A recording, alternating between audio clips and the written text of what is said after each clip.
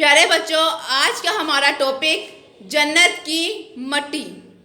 ایک دیہاتی نے گاڑے مٹی سے اپنا گھر بنایا۔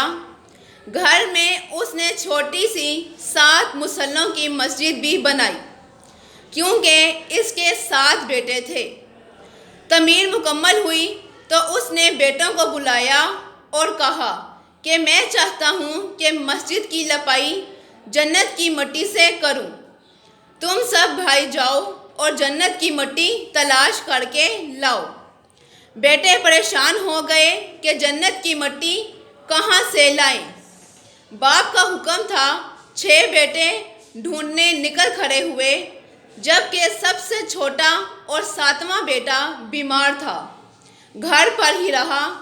بھائی شام کو تھکے ہارے خالی ہاتھ گھر لوٹے تو کیا دیکھتے ہیں، چھوٹا بھائی بوری میں مٹی بھر کے بیٹھا ہے۔